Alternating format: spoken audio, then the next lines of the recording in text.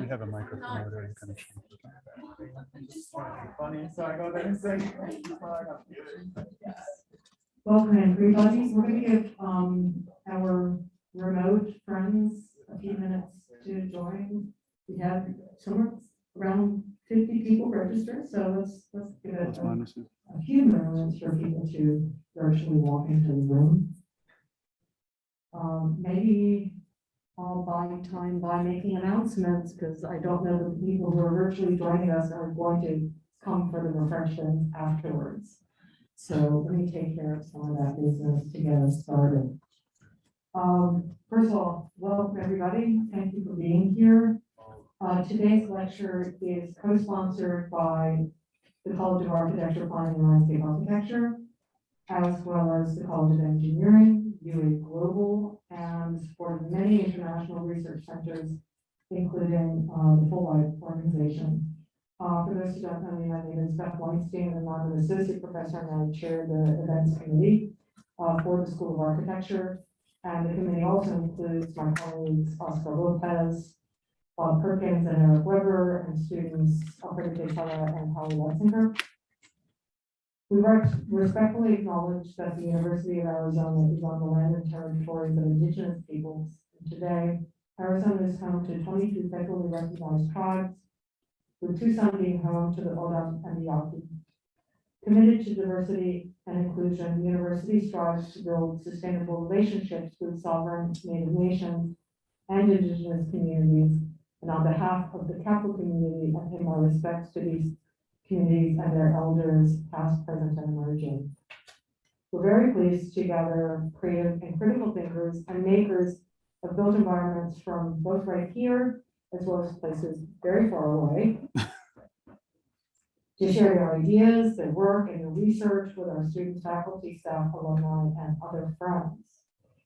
I want to share information about a few upcoming events. First, and maybe most importantly, following this lecture, I invite all of you to the Sun Gallery next door for the opening reception of the exhibition on Vann Molynvann's work, the first to occur outside the Asia Pacific region and the very first to appear in the United States. Please also make note of two upcoming lectures. On April 1st, Monica Ramirez Andreota will speak on cultivating science, justice, and action through participatory research methods. And on April 6th, Sigrid Adriansen of Princeton University will talk about extraordinary mechanics and structural innovation in architecture. You can find out more about these upcoming events, their speakers, and whether they are online or in person on our website, capua.arizona.edu, under the News and Events menu. So I would now like to invite Dr. Hilary Vance, Assistant Vice President of South and Southeast Asian Affairs for Arizona Global, to the podium to introduce our speaker this evening. Thank you so much. So, welcome to our valued guests, faculty, staff, and students, and to our Cambodian colleagues joining us from Rimsur. It is my pleasure to introduce my former colleague in Cambodia, Associate Professor and visiting Fulbright Scholar, Dr. Stephan Koch. At the American University of Phnom Penh, which is UA's partner university in Cambodia, Stephan is one of the founders of the architecture program, as well as the UA dual degree in civil engineering program. He is also the current chair of the architecture department at AUPP. Stephan is a Slovak architect, urbanist, and conceptual designer with international teaching experience and practice in Europe, East Asia Pacific, and Southeast Asia. In collaboration with the Vann Molyvann Project and its umbrella association, the New Khmer Architecture, Stephan continues to promote the architectural legacy of the Sangkum within the young generation of Cambodian architects and audiences worldwide. A versatile engineering personality, Stephan has a natural curiosity in multiple disciplines that stretches from microurbanism through the incorporation of various forms of water within architectural design practice. These interests are some of the features that eventually brought Stephan to Cambodia. Cambodia is a country known for its intrinsic traditional architecture built in coherence with local hydrology. Cambodia's natural environment includes numerous lakes and rivers, including the vast Mekong River and the connected Tonle Sap River, which has an extremely unique reversing seasonal flow. What bonds Stephen's personality as an architect with the actual work of the former icon of New Khmer architecture, Mr. Vann Molyvann, is the idea of architecture is built in coherence with the local natural conditions and the environment. I believe you will enjoy and learn much from Stephen's insight on Vann Molyvann, his life, work, and legacy. So I'd like to introduce Dr. Takash.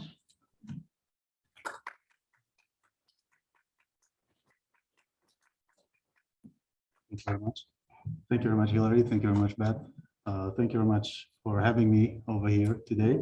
Let me see whether the microphone is working. Is it okay right now? Okay. Sorry?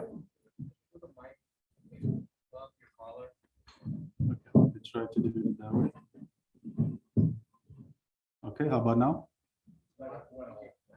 Okay, should be fine. Okay, so let me restart once again. Good afternoon, and thank you very much for having me over here today. Good day, good evening, or good night, I guess, to our colleagues that are joining us with the Zoom. It is my pleasure and the honor at the same time to give the opening lecture for the first Vann Molyvann exhibition outside the Asia-Pacific region.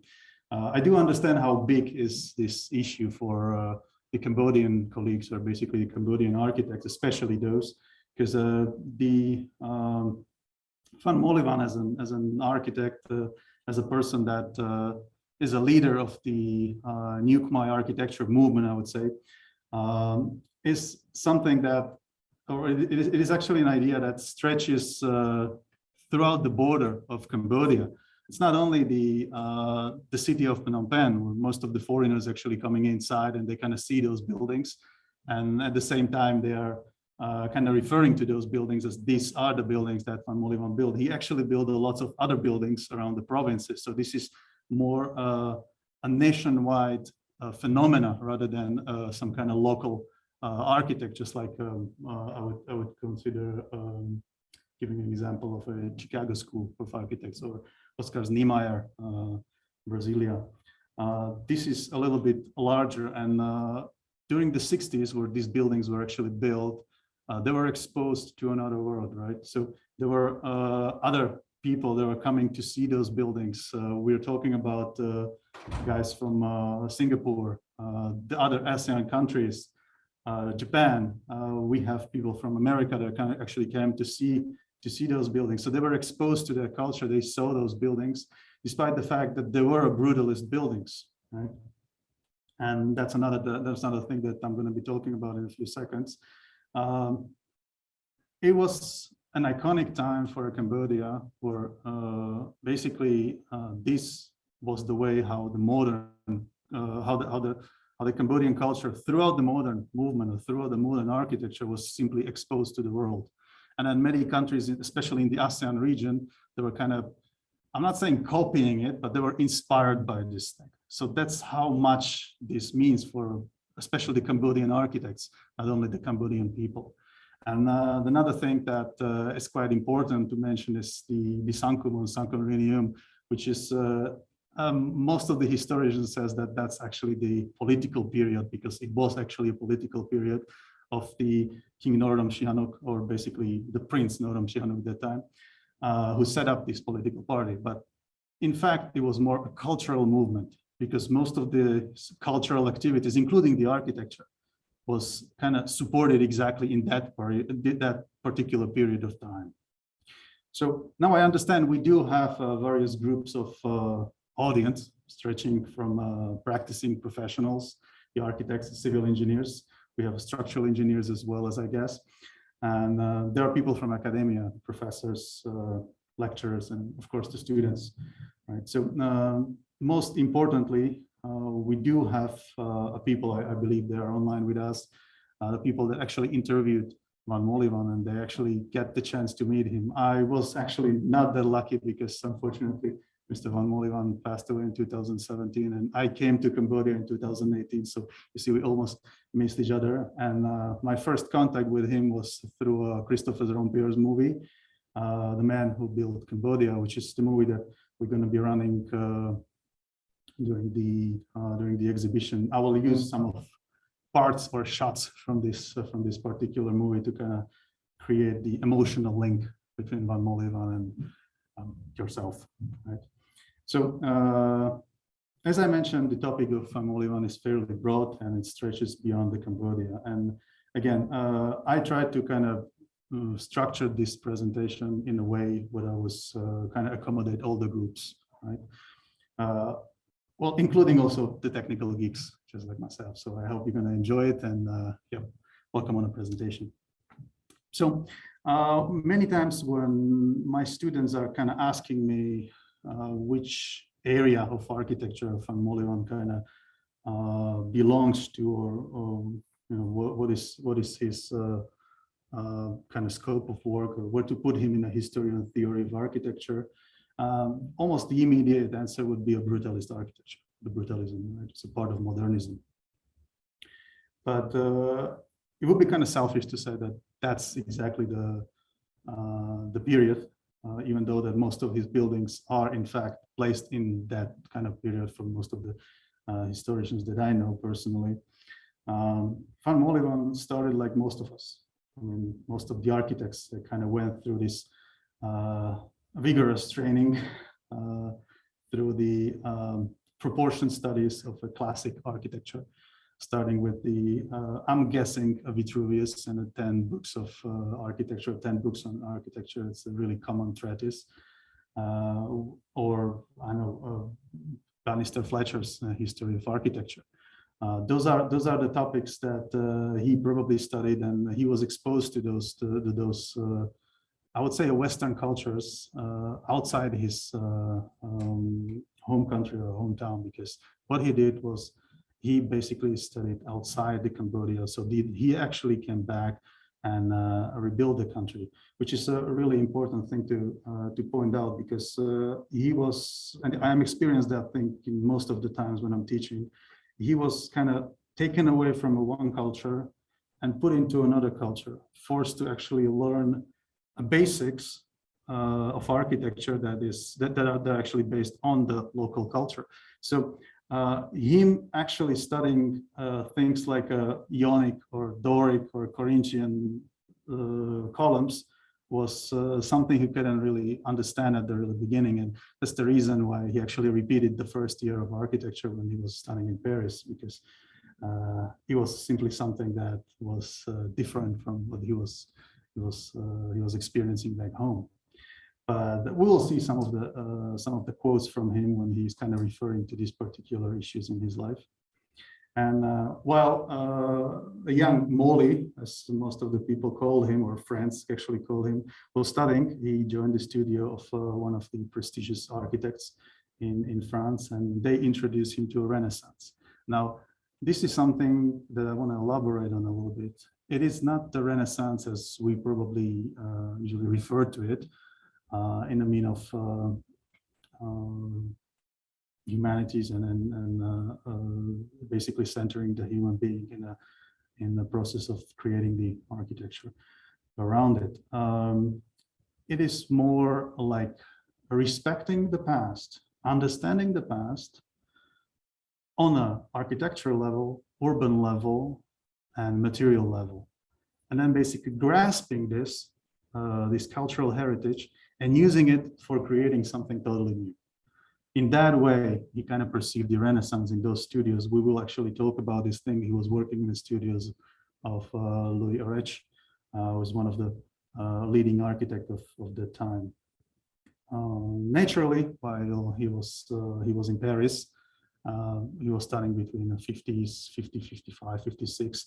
So what happened was he was exposed to a modernist architecture, and especially Le Corbusier, which I'm guessing everybody knows.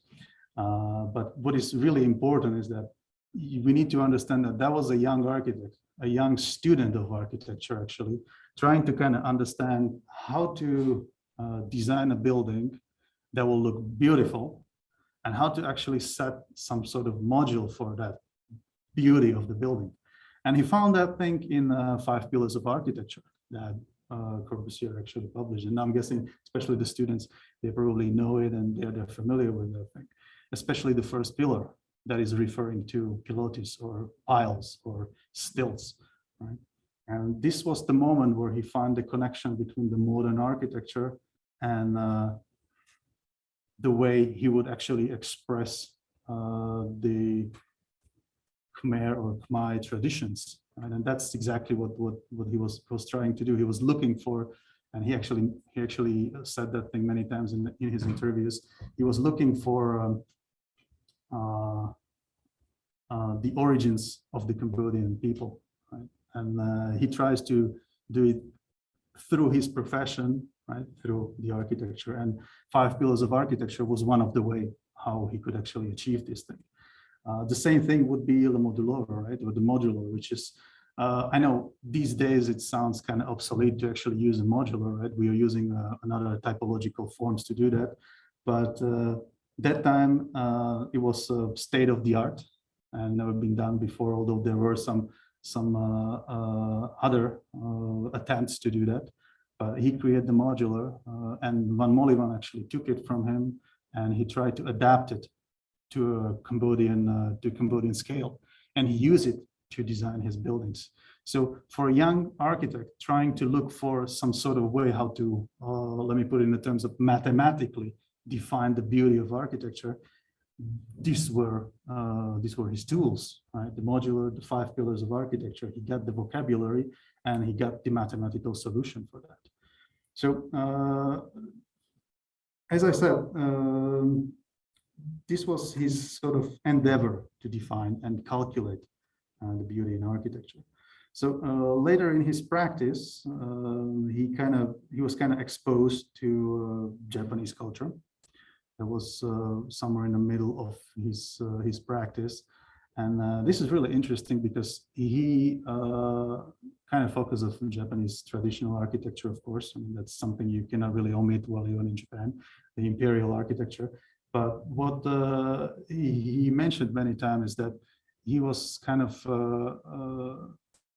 he kind of liked the fact that they were using a different type of a module. And that module was a tatami module, which those of you who are kind of studying Japanese architecture, at least remotely, you cannot really kind of omit that thing. It's the part of the architecture in Japan that kind of works all around. Just like in Chinese architecture, you would refer to pings rather than square meters, right? So this is exactly the same thing that happens in Japan.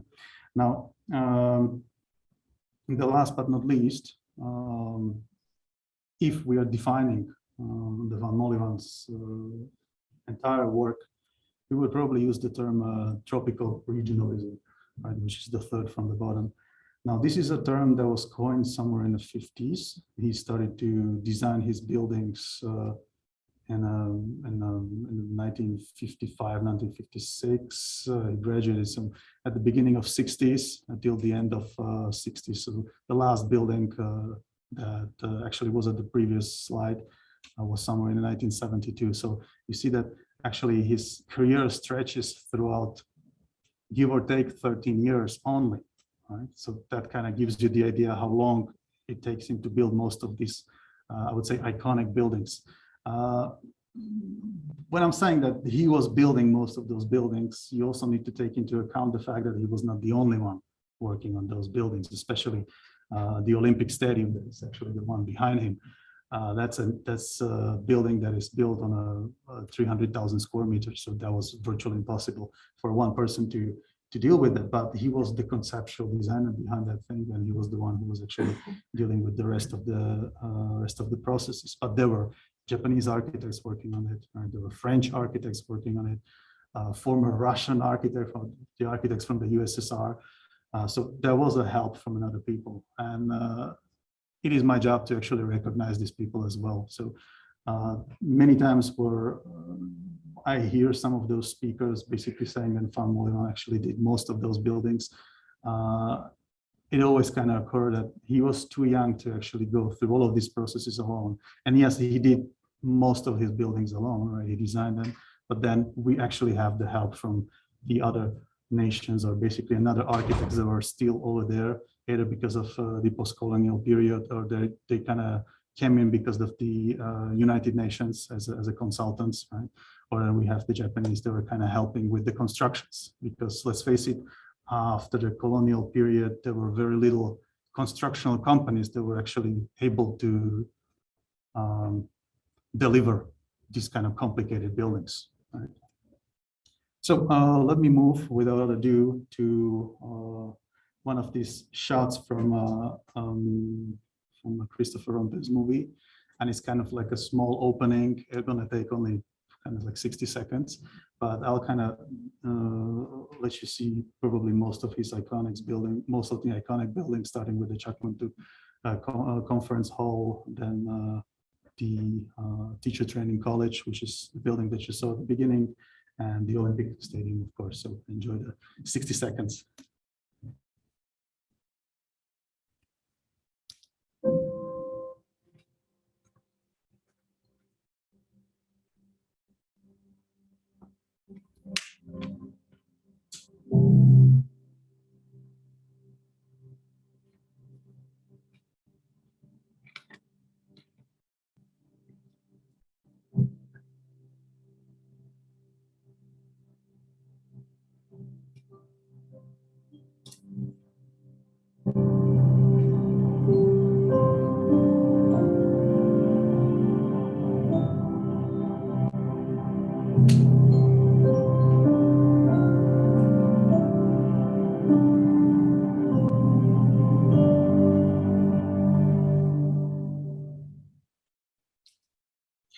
So it was kind of a glimpse of all his probably the most iconic buildings. All of them are built in Phnom Penh.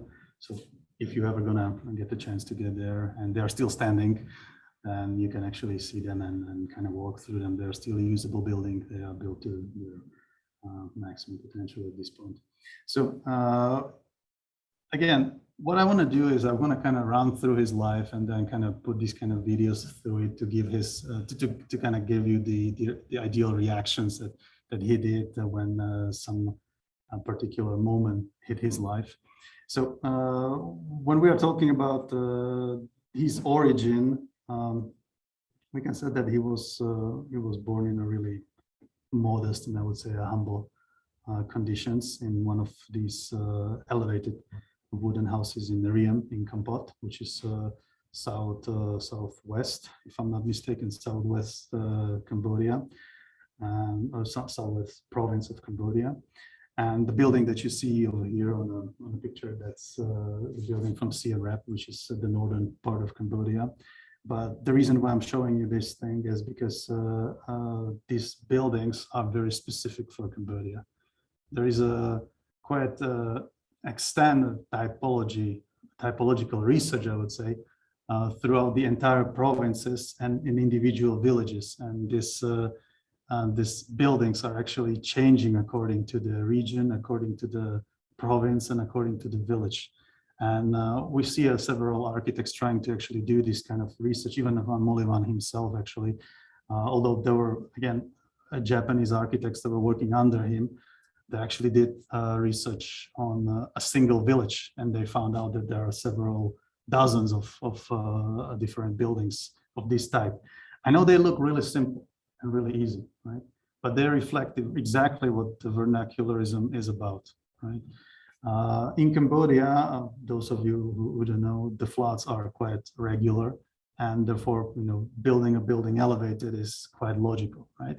And as Vann Molyvann said in some of his interviews, this occurred in Cambodian culture since the prehistoric times. So this is not something that they come up with let me see these pictures from 1919 or 1926. They've been doing that thing since the very beginning of the nation, right? This is important to kind of understand. Now, what I really like to point out is that he was born in one of these buildings. So he was born in a village, and there are lots of other Cambodians that were born in that way. So most of the time the students are asking me, like, how did he get into Paris, right? From literally, I'm going to be using this kind of metaphoric way, from like a wooden chalet, how that happened, right? So I'm going to give you my kind of insight. So feel free to disagree, or feel free to kind of use your own fantasy how that can happen. But the way I understand is that He got a father from a village, but his mother was from Phnom Penh, right? Now we need to understand the kind of historical context over here. His mother was from Phnom Penh. He was living in a village, but she was definitely exposed to a colonial period time, right? That happened in Phnom Penh because that was the time when most of these foreigners and the foreign Western cultures actually happened, right? So she was born over there, she was raised over there, and then she went to actually living in the village and rise up Vann Molyvann, right? So the way I'm usually kind of presenting this thing to my students, and again, this is solely my own opinion, it's not based on any facts, is that a father actually gave him most of this traditional approaches if it comes to culture. They are based, as Vann Molyvann says many times, on a myth. Right? Whereas the mother was kind of encouraging him to get some solid background, some science behind that thing, because she knew that that actually exists already. She was exposed to something like that. And many times the people are kind of rising and says like, how do you know that? I mean, this you know, anybody can say that thing. Well, the fact is that at the end, he was the one who went to Phnom Penh and studying in the only high school, this is Sisavat, and we're talking about the only high school in the entire country. So you can imagine how hard it was probably to get there, right? So you kind of need some sort of dedication to get to this kind of position, especially coming from a province like this. So again, it is my own opinion, and feel free to disagree, but that would be my way of understanding why he actually why he was actually looking for some tangible tangible background for his for the culture, right? And as he says again, he was looking for the origins of the Cambodian people, right? So he had to actually run through the origin of the Khmer people and the origin of the culture. And in one of his very old interviews, he actually says that that actually had to be some sort of I would say a scientific way how to kind of understand what's happening on the outside. And I guess he was looking for that kind of thing for pretty much the rest of his life. So when he finished his baccalaureate degree in 1944, and then he studied for 1 year law in Royal School of Administration in Phnom Penh. Here is another thing that kind of makes me think that he was actually dedicated to science and research and getting some kind of tangible background behind his knowledge. Because what happened is that after he finished his first year of law in Cambodia, he get the scholarship. It's a royal scholarship. Not everybody can get it. And as far as I know, based on my research, there were only 2 of those scholarships. He was one of them getting it. And he went to study to Paris, or basically to France, which was, in my opinion, quite prominent way how to actually get that education. Now, obviously, that was the only way how to get it, through knowledge, right? So he had to be pretty talented to actually get that kind of opportunity. Now, we know the rest. As I mentioned, he kind of get to Paris. He started to study originally at the Sorbonne law, but then he switched it to École des Beaux-Arts, or the School of Fine Art, or National School of Fine Art, and studying architecture. And again, people are usually asking, why would he do this kind of switch? Because I mean, as far as they understand, the law is pretty prominent. So what happened is, again, I'll go to the way he was trying to get this kind of solid background research on the origin of the Cambodian people. You can't really do that in a law, and you can't really do it in a foreign country, in a law. So that's what probably kind of forced him to switch to architecture, because he could perfectly do it over there, right? As a matter of combining the culture and the architecture. So what he did, he started to study the architecture at the École Beaux-Arts, and this is where he gets into a studio of Louis Arech, one of the architects that was kind of leading the School of Architecture, I would say, and most of the French architects that kind of came after that were kind of trained by Louis Arech. And we're going to have a slide about him, but I want to kind of go back to the moment where he was kind of forced to respect the Western culture. And he got a really nice quote over there, and I would like to share it with you. So what he says was that I was a Buddhist jumping in a Western architecture, and coming from a Cambodia and being forced to draw a Corinthian, Doric, and Ionic columns was not easy, but it served me well in the end. Now, I would like to stop over here for a second and recognize one thing. As Hillary and Beth pointed out, I am not teaching only in the US. I'm not teaching in Cambodia only, but I've been teaching in Taiwan. And of course, in Slovakia, I had to teach in Slovak language, but I had the chance to teach guys from the Middle East. So I had that kind of experience when I have students coming from a different cultural background, and I have to teach them these technical things, right? So you need to start somewhere, and most of the professors that I'm teaching with, they kind of enforce the Western architecture, which probably happened over here as well for him. So I totally understand the kind of, I would say, the frustration that happened at the very beginning, the first year that he got, but then he kind of understand that this is something that he must do if you want to kind of pursue the architecture. And usually I'm kind of referring to a different architectural background when I'm teaching these things to, especially foreign students. So just like he got his Buddhist cultural background, I have students that are coming from China, right? So they're usually using not the Vitruvius, not 10 books about the architecture, not the Bannister Fletcher's book, but they are using Yin Zhao Fash, which is something similar, right? And kind of compromise the architecture of the historical architecture, the basics of the Chinese architecture. Then we have the Indian architecture. They have actually their own. No, I forget actually the name of the sastra something, but what happens is that they have their own, let's say, 10 books of architecture.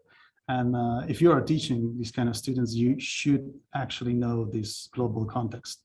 I'm not saying that you need to force, right, this context automatically, but you need to kind of recognize it, right? And that's what didn't happen that time, because he was a foreign student coming into a foreign country, and he was kind of like forced to do something totally different. So for most of foreign students that are maybe over here with us, right, it's absolutely normal for you. But that time it was a problem, right? Not every teacher kind of understood that thing, right? Because they've been trained by their teacher and they've been trained by their teachers, right? So this quote, I like it because it sounds really funny, and I mean these days, and it literally reflects something that most of my foreign students, they don't even think about it, because I'm usually teaching and recognizing those things, but I understand that that actually happens, and many of them don't realize it. They just kind of go with the flow and fighting with something that they should not be fighting with. So while he was studying at the École Beaux-Arts, he understood that there is a traditional approach, classic approach to the architecture, and then there is this modernist, experimental, almost scientific way how to build a building, right? How to approach the design plans. And both of them could be understood through a ratio, or the rational support, or just built through the pure intuition, right? And he got these two kind of streams over there. He understood them. And obviously I'm paraphrasing the book that I've read about Vann Molyvann. It's a book from Helen Van Ross and Daryl M. Collins. I'm pretty sure that they're both online with us. It's a fantastic book, which is called The Building Cambodia, 1953, and I think it's in 1972, that's how they dated it. And it's literally about the new Khmer architecture. And what happens is, like, they literally, based on interviews, find out that Vann Molyvann was literally referring to these streams. He recognized them as a student, right? And this is really important because most of the students at that time, they were just going with the flow, right? And he recognized that there are two flows, and he can either go with the traditional architecture, repeat the traditional architecture, and ending up with probably doing something like his colleague back in the colonial time. And he would never do what he did, because if he come back and he will be just kind of repeating the colonial architecture, as we're going to see in a few slides, he would never actually get to the point when he would do a modern architecture with the Khmer cultural expression, and he would never be able to do that. But then he chose the modernism, he chose the experiment, he chose that kind of scientific background, and I kind of like that kind of thinking, because when you are a student, you should definitely experiment with whatever kind of teacher throws at you, right? And you probably those that are students over here, you probably know that, so this is nothing new for you. So let me jump to his mentor, right, Louis Arech. One of the most important things is that he was his professor, and at the same time he was an owner of the studio. And most of these famous architects that actually went through his hands, so you would say that he's a mother of most of the French architects. Not only French, because in his studios there were also foreigners, including Vann Molyvann, but also some architects from here, from the US. And they were practicing, as far as I know, in late 80s, right? So some of those buildings are actually standing over here in the US. So as I said, he was trying to find that connection. Vann Molyvann is trying to find that connection between the Khmer art and the modern architecture. He was trying to find that link. And Louis Arech kind of taught him that Renaissance issue that I said at the very beginning. So what happens is that he was an architect that was respecting the path, respecting the urban planning, the original urban planning, respect the architecture, and respect the material solution. And Vann Molyvann almost immediately kind of connected with the Angkorian principles. And we're going to get to this thing in the next slide. The Angkorian principles are basically the principles that the Angkorian builders used to build the Angkor Wat, right? So he was trying to kind of take those things, and of course, don't rebuild the Angkor Wat somewhere else, right? But use that knowledge and or these principles and build something modern, something new, right? So let's say using the same material, right? Using the same structure of the moats that we're going to see in a second, right? So let me kind of jump into it. And many times when I see speakers kind of talking about Vann Molyvann, they almost always show that kind of slide or something similar. So what happens, you see the Angkor Wat, which is on your right, and then on your left, you see the stadium, right? Now there are these sections over there where the first one is actually the Angkor Wat and the second one is the stadium. And then you can see the Angkorian principles where he's respecting the moats, which are really important in Cambodia, because if you don't have them, you basically got flood in your area, right? So you need some space to drain the water, right? And he respected this.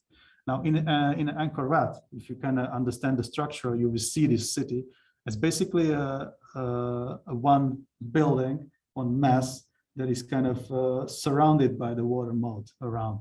And what happens whenever it rains, right? It basically drains into those moats. Right? So they have architectural, of course, they have some architectural, some composition principles, but they have a function that is inevitable for this architecture. And he used that kind of tradition, right? That kind of knowledge to build a stadium. He didn't get the materials somewhere from another country, which was something that he could do during the colonial period, or sorry, post-colonial period, but he didn't. He used the soil that he got at his disposal, just like the Angkorians, right? Or basically the Angkorian builders. And he built the stadium basically from the soil, right?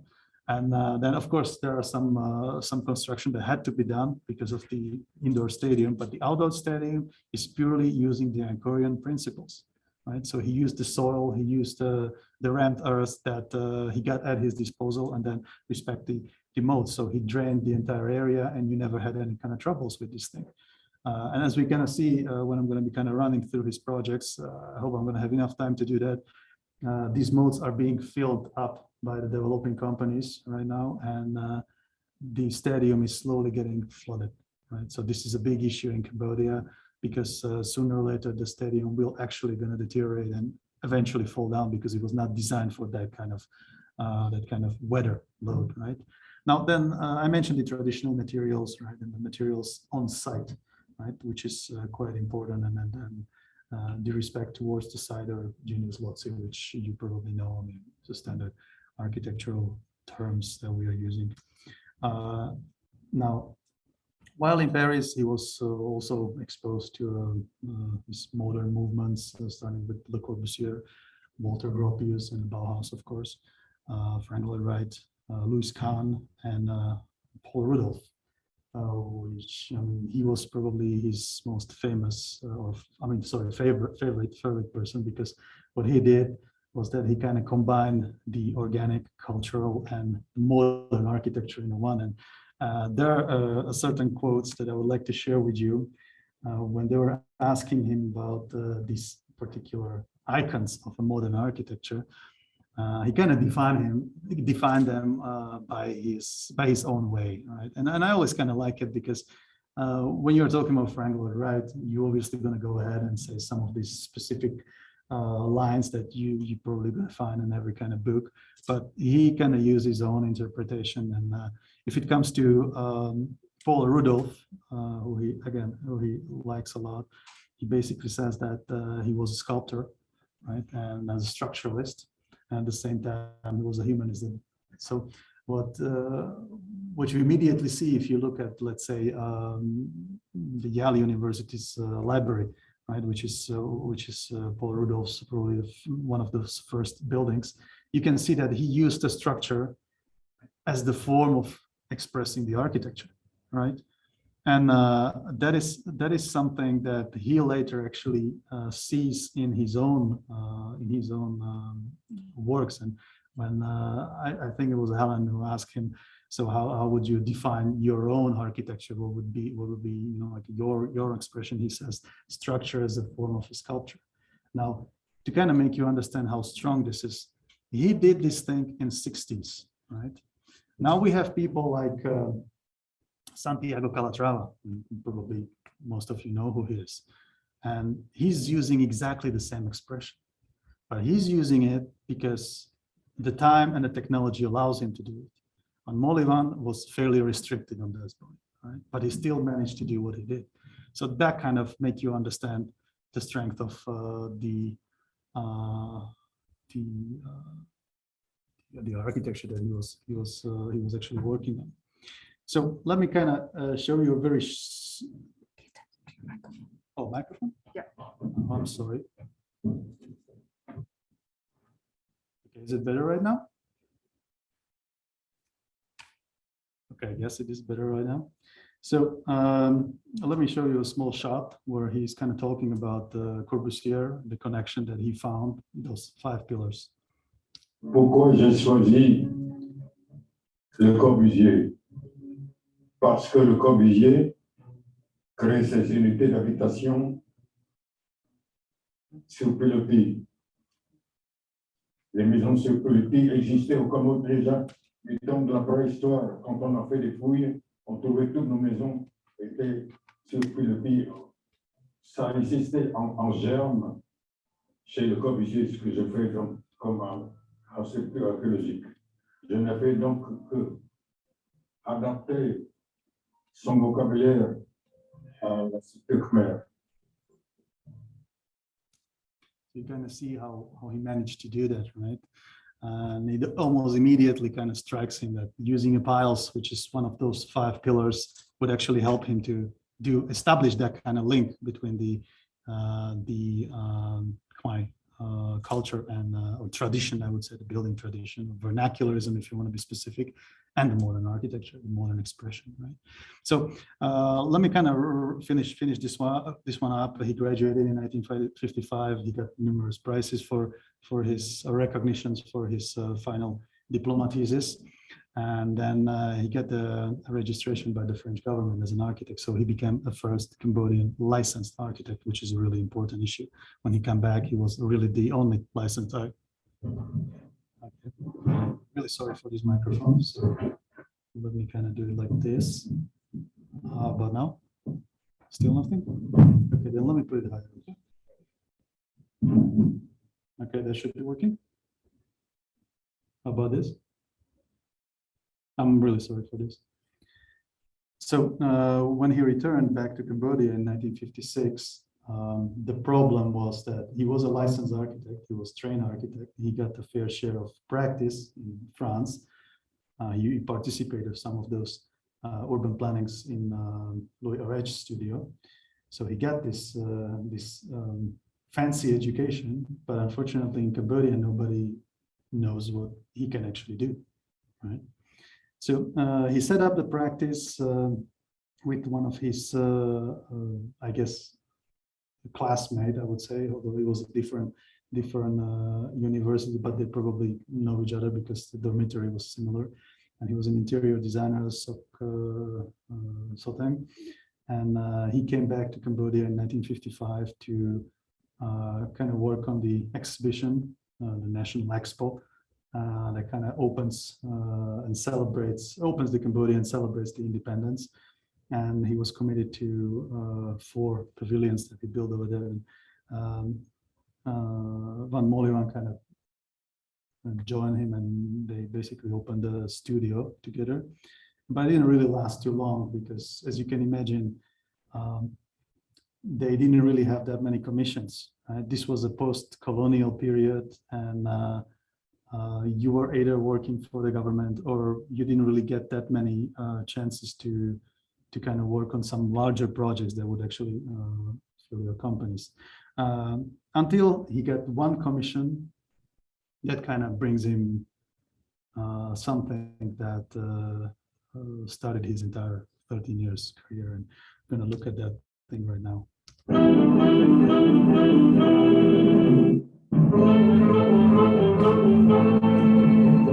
In 1956, Vann Molyvann returns to a newly independent Cambodia.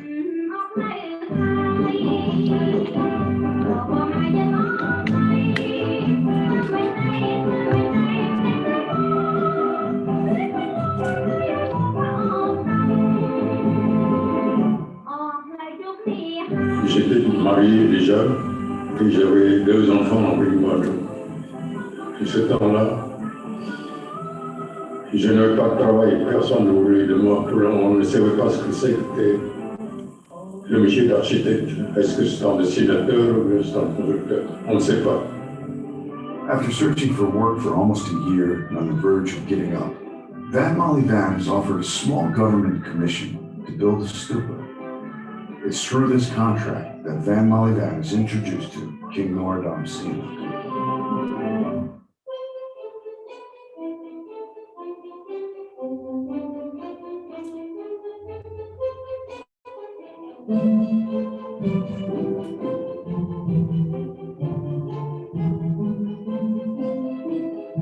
The post-independence period is, many people refer to it as a golden age for Cambodia, and it indeed was.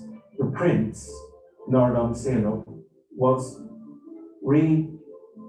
reinvigorating Cambodia. It was part of a national spirit that immediately followed independence. It was a sort of euphoria that swept the population and all creative people along.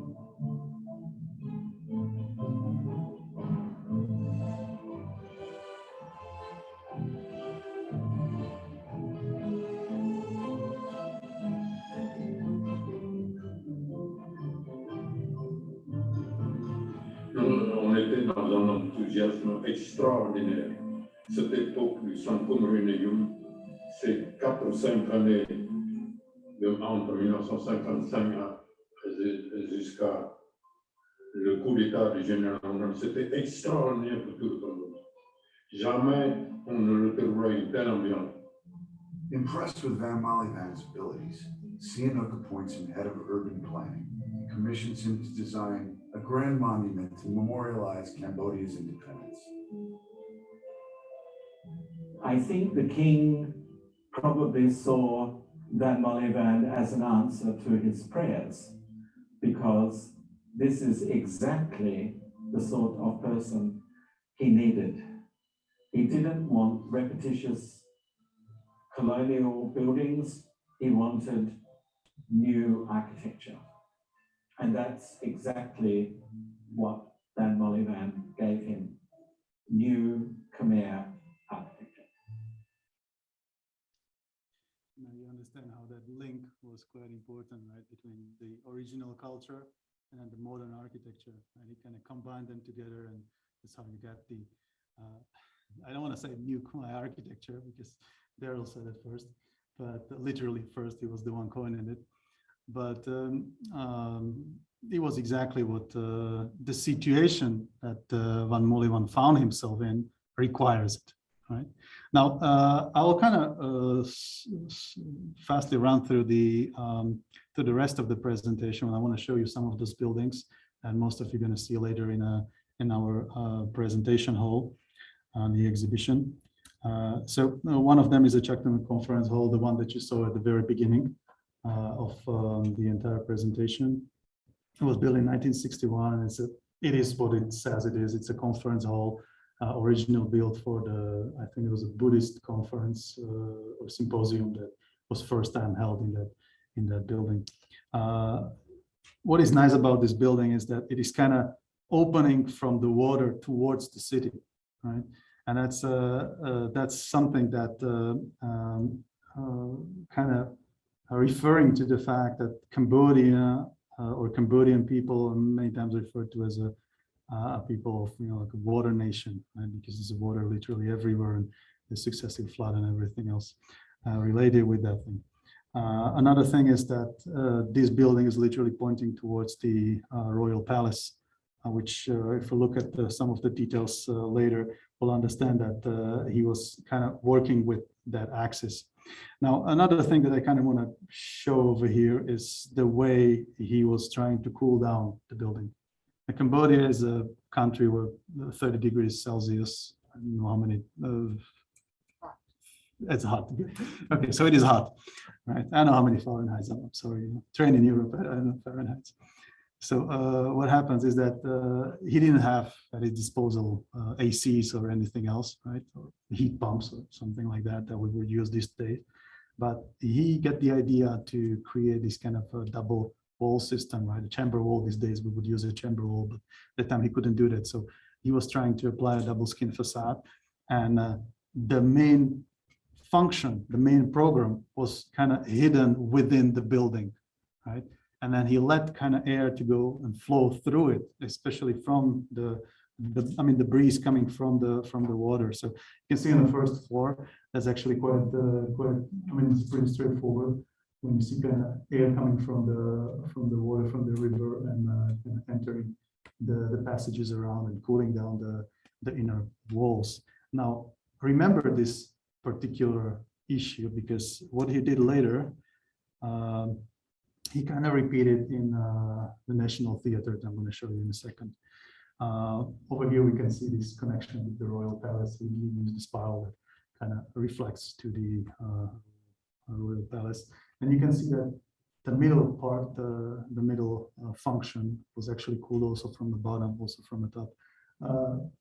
This building was built in 1961, so it's actually at the very beginning where he was starting to experimenting with the piles, with the stilts. So you can see that there are still some load-bearing walls at the bottom, but later he literally elevated everything, and we will see that in one of these next buildings. This is how it looked like in 2003, and this is how it's going to look. And this is how it looked like right now, according to Google Earth. I just literally point out this thing from Google Earth because As we'll see in some of those buildings, they're literally disappearing, they're deteriorating. So this one is a lucky one, I would say. It was one of those first and still stands. As far as I know, there is a Malaysian company that kind of renovated partially. So this is his a little bit more modest, I would say modest topic. 100 houses, which he built as a social project for Cambodian National Bank. And he built it to accommodate the workers that were pretty much building the buildings around the airport.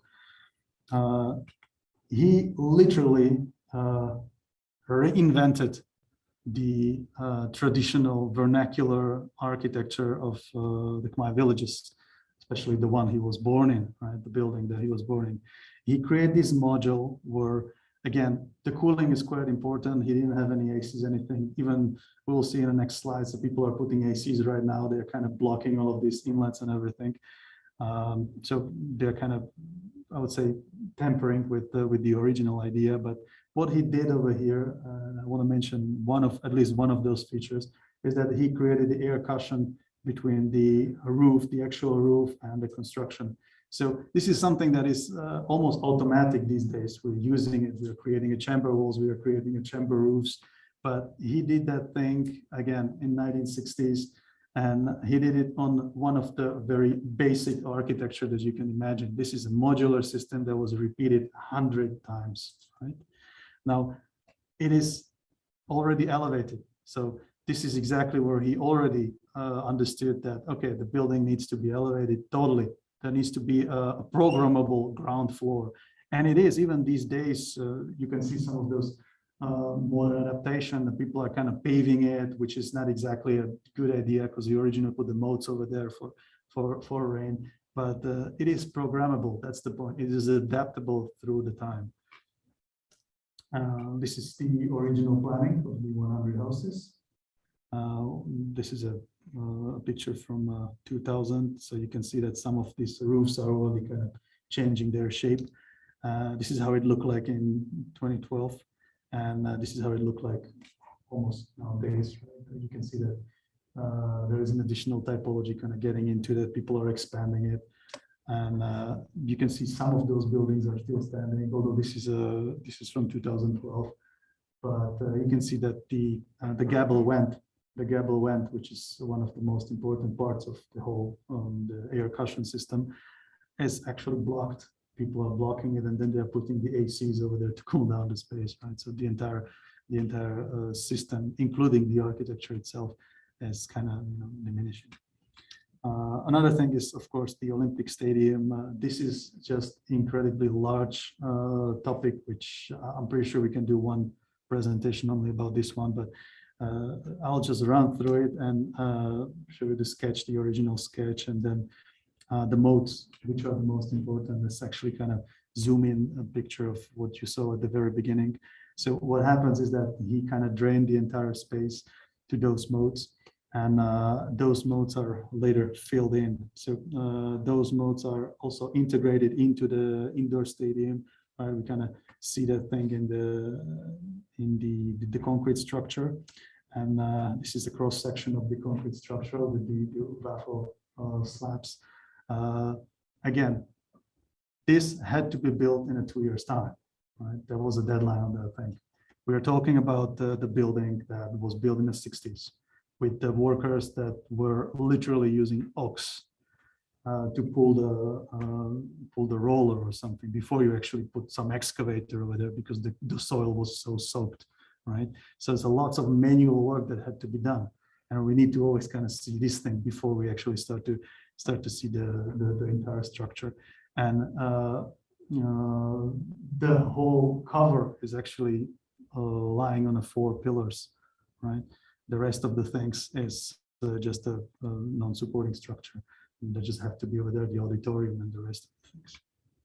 This is a detail of the drainage system and one of the pillars, right? So when you're looking at the pillar is actually hollow and is actually collecting the rainwater, right? And then kind of distributes it into those ponds around the stadium, and later expose it to the individual modes. Now let's go to the sad part. This is the original plan. This is from 2003, where you still can sort of distinguish the modes, the green patches over there. This is how it looked like in 2000, I think it was 10. And then the last one is from 2021, when you can see the extensive development projects. These modes are being turned into underground parking lots, totally defying the original idea. And the area of the Olympic Stadium is actually being flooded on a regular basis, which again, this is a reinforced concrete or precast concrete sometimes. So you can see rebars, they're already kind of exposed. And it's just a matter of time when there is actually something that's going to happen to those buildings. Very unfortunate building, the theater. Again, as the Olympic Stadium was perceived as a center for sport activities, this one was perceived as a center for culture, right? And Cambodian ballet dancing, right? Which is very specific. Again, when you kind of recall the picture from the Chaktomuk conference hall, you look at this kind of structure, which is triangular, and it was also kind of leaning towards the Basak River, right? Just like the previous building. And then he added actually the pool that was actually cooling the entire system through the atrium. And you can see that the main typology, the main function is in the middle. And again, perfectly cooled by the air coming from the atrium and through a claustro wall, which I'll show you in a second. Again, also in a section, this thing is kind of easily seen. This is the claustro wall that he was using. He kind of liked to use these kind of systems throughout his entire career, and we'll see it in a couple of other buildings. As a matter of fact, even nowadays, when you're kind of traveling through Cambodia, you will see these claustro walls. People are actually I know it unconsciously or consciously, they are kind of repeating those claustro walls. These days, you would probably use some parametric design or parametric architecture that would kind of help you to specify the exact size of those things. He was using a simple tiles, right? So this is something that is a ceramics actually, perfectly repelling the water during the rain season, but cooling down the building at the same time, the Bernoulli principles. This is how the building looked like after the fire, 2003, and then 2005. You can see that there's an extensive development going on, and then just one day the building just disappeared, and that's how it looked like right now. There's this kind of fast-paced development, low-rise buildings that literally buried the building.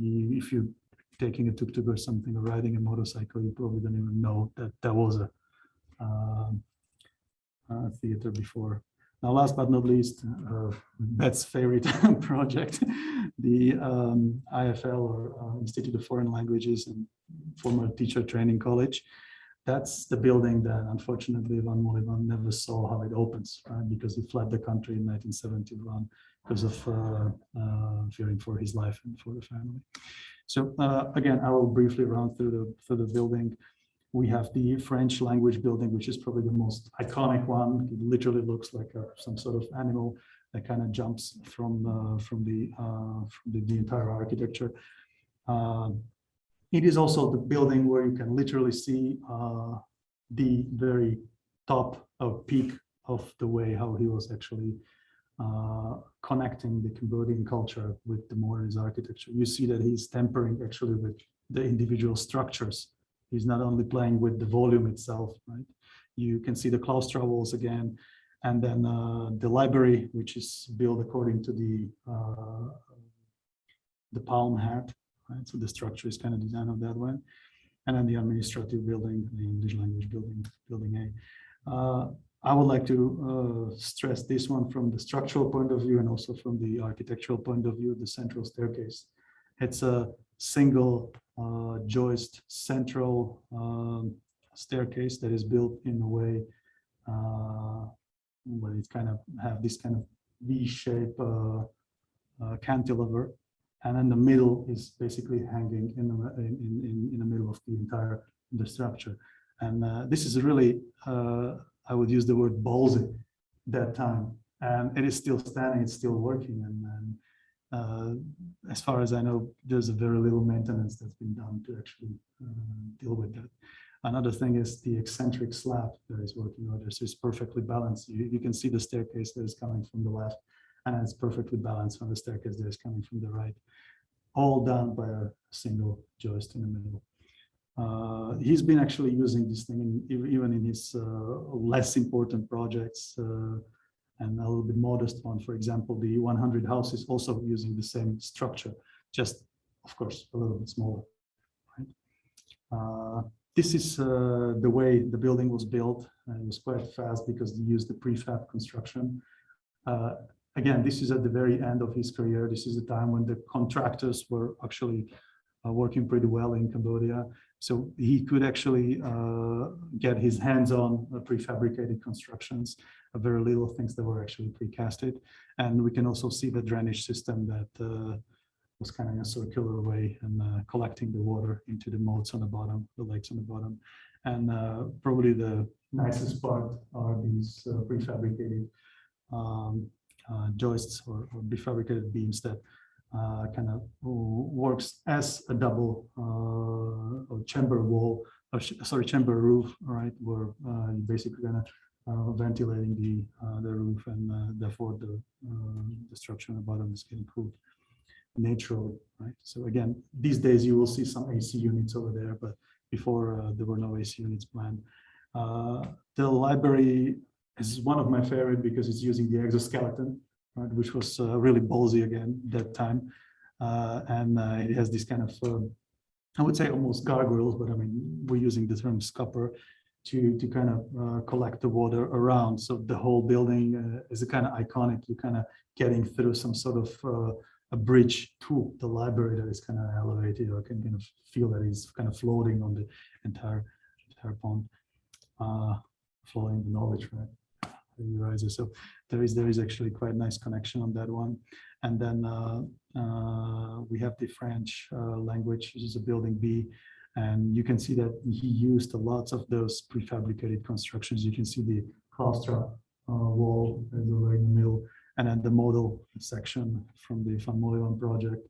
Our students, they actually build this according to the original plans, where you can see the original stills and then the inclined still, which kind of evokes the arms or from the animal kind of jumping away from the entire building. So you can see also the dynamics that he's using. So his last buildings are actually buildings that are a connection of Khmer art, the culture, right? The constructions and the expressions through the construction. And he's not really afraid to work with the dynamics anymore, right? So I have no idea. I can only imagine what would happen if some Khmer kind of extends, right? But we can probably all agree that he would probably do something more when he get the chance. This is how the building looked like before. This is how it looked like right now. So it's obviously a little bit more dense around it. And he fled to Switzerland because of a Khmer, which then he became a part of the UN habitat and came back to Cambodia to rebuild it. But unfortunately, he didn't really met the expectation that he thought he's going to have, and he passed away in 2017. At the very end, what he was doing was he was kind of promoting this idea of new Khmer architecture. He was training the new students. He was trying to kind of give them as much knowledge as he can. And I always kind of admire that thing because he was in his 80s, right? So let me kind of play you a little bit longer video where he's kind of reacting on that time when he's coming. I need to kind of cut the presentation because we have a couple of questions over there, and I kind of want to answer them. So I want to have a little bit more time to do that. So I'll let the shot from the movie kind of speak for itself. It's a kind of sad story, but at the end, all of the Cambodians know it, and they're proud of the person that actually Vann Molyvann was.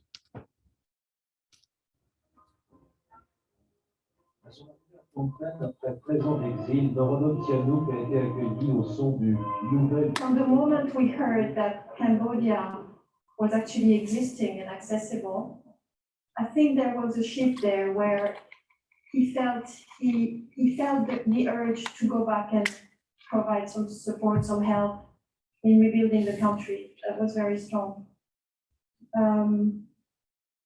And my interpretation of this is also that there might have been some guilt that he felt, because he left the country, he left his, most of his relatives got killed here, while he managed to save his own family.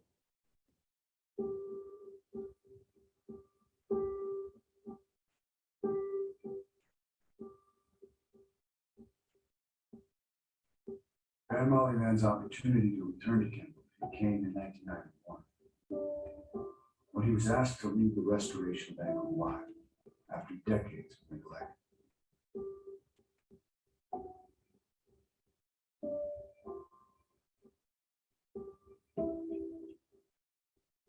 For the second time in his life, Vann Molyvann returned to Cambodia to help his country start again. It was a fine beginning in 1993, but it didn't last. I suspect that the intention, besides the Apsara Authority, was for Vann Molyvann to take a stronger role in the reclaiming of Phnom Penh and the revitalization of the capital, civic planning that was necessary, etc., etc. But it didn't occur. He was sacked from the head of the Apsara Authority. And I think the reason was the government didn't accept him.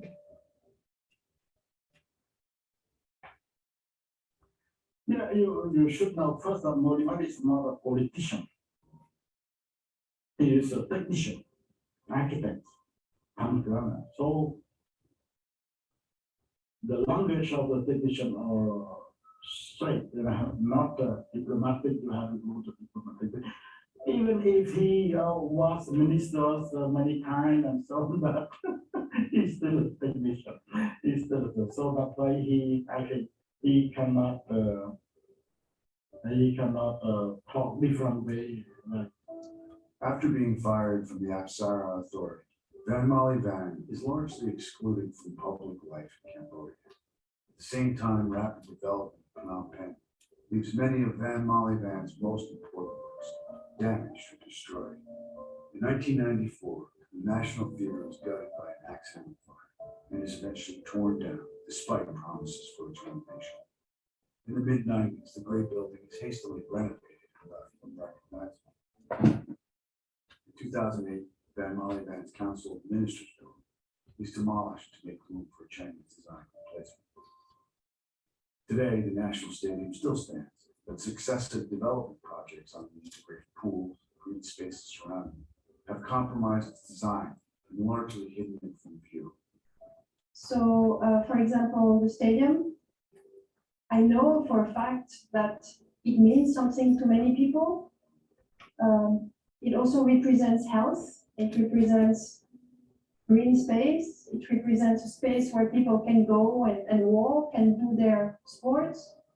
So if it's being destroyed, it's not just building, but it's actually a whole way of life that is being taken from these young people. Another example would be the theater I mentioned before.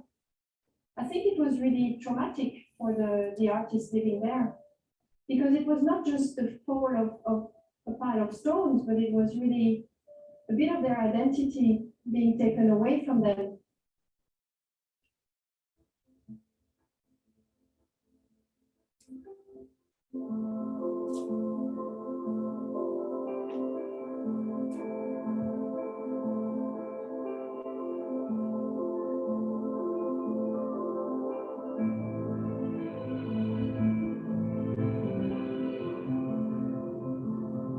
When I saw the fire, all the students of the School of Fine Art, of the School of Music, of the School of Theater were there, and they cried, all because after the departure of London, with the arrival of the Vietnamese, we are trying to renew our culture. So we are looking for all students which had been previously during the Sankom in the School of Fine Arts. We collect them, we find them, and we recreated our culture after Khmer here in this place. I thought it was extremely elegant. And in addition to that, it was home to all these artists and ballet dancers. And I guess when I was a kid, I was dreaming of all this. So when it got destroyed, I was very, very sad. It's really, yeah, I guess that was one of my favorite. It's the complete visceral attack on him and his works. And the shock of seeing them destroyed in front of his eyes, sometimes literally. And I don't think any artist or architect or master craftsman of any stature who put so much into Cambodia as he has, it's more than anyone can stand. Just from an emotional standpoint, you think about what happened and what's happening here today in the national sports complex. How does that make you feel? Feel angry, sad?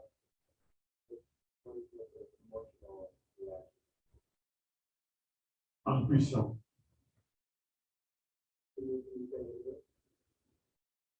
Without any possibility to act. Mon avis, on a laissé faire et on n'a pas voulu retrouver certaines personnalités de la culture khmer et c'était dommage. Nous avions nos printemps, etc. Absolument tout ce que je demande, c'est que tout le diaspora change. C'est ce que je demande maintenant, n'est-ce pas? Que tous les Cambodgiens qui sont à l'étranger, les étudiants comme les étudiants, s'ils peuvent revenir au Cambodge maintenant, c'est le moment jamais de ne plus laisser le Cambodge aux mains des gens qui sont contre les Cambodgiens.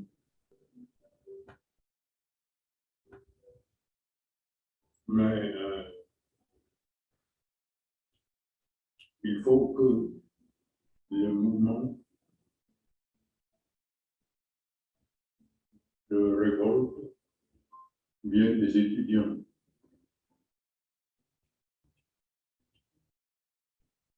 C'est la seule possibilité pour nous de survivre.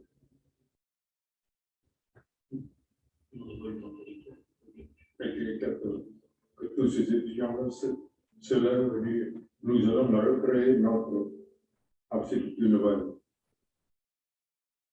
All these people should be together to create this movement of Khmer architecture.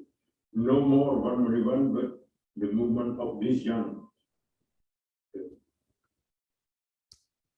So that kind of concludes my presentation. I would like to thank Daryl Collins that did the introduction about Vann Molyvann, the movie, and his daughter that was actually speaking over there. Thank you very much to all of you that are over here, and thank you very much to all of you that are online with us. And I guess we can have some. Thank you.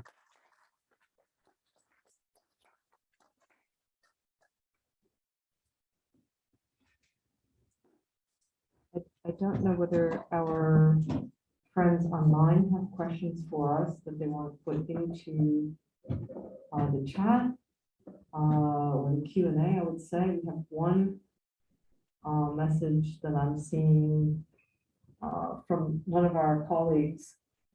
You're probably seeing my message here. Yeah, thanks, Stefan, for such an incredible talk. Seeing all the buildings, all the tall buildings go up around the Olympic Stadium when I was in Phnom Penh in 2015 was shocking. Can you talk a little bit about the current attempts to preserve his work in the midst of such development pressure? And we'll take Lisa's question, and then if there's still time, maybe one from somebody in the room, and then we'll continue the conversation next door in the exhibition. So Lisa's question first, and then we'll move on to others. All right. So as far as I know, thank you very much for the question. As far as I know, there is very little, if it comes to the law on the restoration and a law on preserving the monuments in Cambodia, except the Angkor Wat, the obvious one. But the law that I know is from 1996, and it literally talks only about the Angkor Wat. So that's one of the reasons why these buildings are not really taken into account as something that needs to be protected. They are actually, Helen Grand Rose got actually a really nice way to point this one out. When they were asking her about this particular issue, is that as far as I recall, she says that most of the politicians, they don't even know that those buildings are actually Khmer buildings because they simply look too modern, right? And that's actually the biggest problem over there, that we have people that on the one hand want to kind of maybe forget about this period because of what happened after that period. And I'm talking about the Sangkum and then obviously the Khmer Rouge and the Cambodian genocide. So people kind of don't want to remember that part that led to the Khmer Rouge. And that's kind of like the obvious expression when you're asking Cambodian people. But honestly, if you walk in Cambodia and you ask any of the people that you meet, random people, I'm talking about the tuk-tuk drivers or just random people walking on the street, and they ask them like, who built the monument, the Independence Monument, they all know the name. So they recognize the person. They don't maybe recognize the architecture that much, the new Khmer architecture of that particular time. But it is getting better. We do have the Vann Molyvann Project, the Vann Molyvann Project, the Umbrella Association, the New Khmer Architecture. There are a couple of others. And they're doing a really good job to kind of let even foreigners coming into country for the first time, they can actually join the tour. And Vann Molywann's buildings are part of those cyclo tours. So you can get on a cycle and they're just going to kind of cycle you around the most important buildings in Phnom Penh. The restoration, that's more done on, I would say, a voluntary basis at this point. Right? There is no programmatic way how to save those buildings yet. Maybe something happened during the COVID, but I'm not really sure about that. So that would be my answer. Okay, anybody else from the audience? Or we can, as best as we can, continue in the exhibition hall.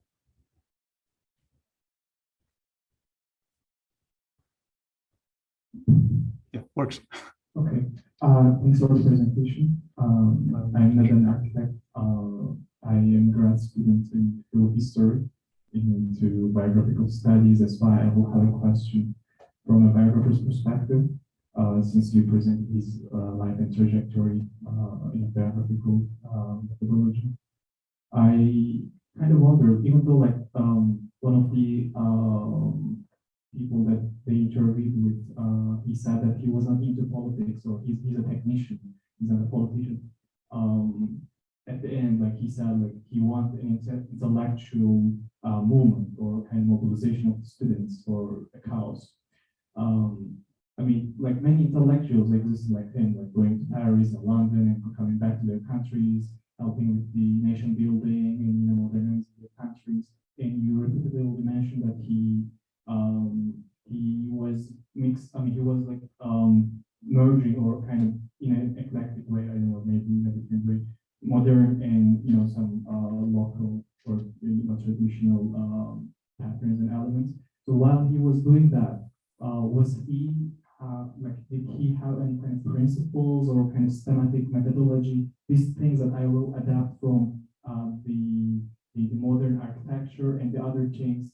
These such certain things. There are my principles that I don't want to give you up with them. So I don't want to.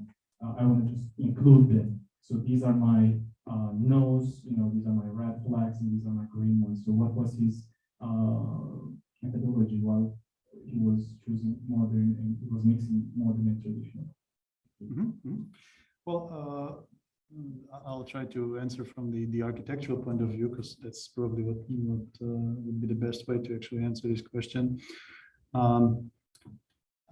He obviously got some modern inputs from when he was studying in France. I mentioned those stills, right? And he kind of connect them with the stills that he got in from the vernacular architecture. I guess what you're trying to kind of ask is whether there was something that basically tells him like, okay, this is enough. This is what is not exactly what I want to do anymore, right? So it is something that I cannot really answer from certainty, because his career was literally cut, right, in 71, right, when he fled the country.